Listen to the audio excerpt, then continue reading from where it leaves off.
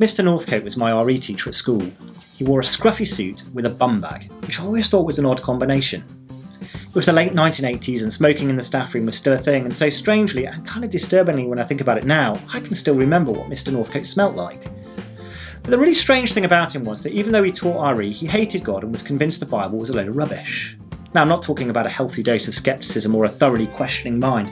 He was way more hostile than that. He even sent me away once with an A4 folder full of supposed contradictions in the Bible to work through for my homework. "You'll grow out of it one day, Palfreman," he said. I was 12. It's odd that he ever taught RE, but the saddest thing is that decades of children went through his classes receiving just enough of his ideas to ever stop them thinking seriously about Christianity again. You know, there might be no cure for the coronavirus, but Mr. Northcote was a pretty effective Jesus vaccine. Having now been the pastor of a church for nearly 20 years, I know that lots of people, especially growing up in Britain, received a similar vaccine. So much so that most people I speak to have never looked at the Bible as an adult and never thought about its message since the heady days of RE at school. That's a crying shame, because millions of people around the world of all ages, professions and backgrounds are discovering that Jesus is not only worth listening to, he's worth living for and trusting in life and death. So I'd like to invite you to our online church on the 21st of June at 11 a.m. to find out more.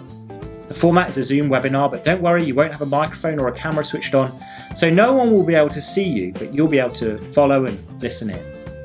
We're going to be looking at the story of Jesus calming the storm from Mark's Gospel. You might have read it before at school. And don't tell Mr. Northcote, but I've not grown out of it, and I still think it's true, and that it holds a few surprises for us.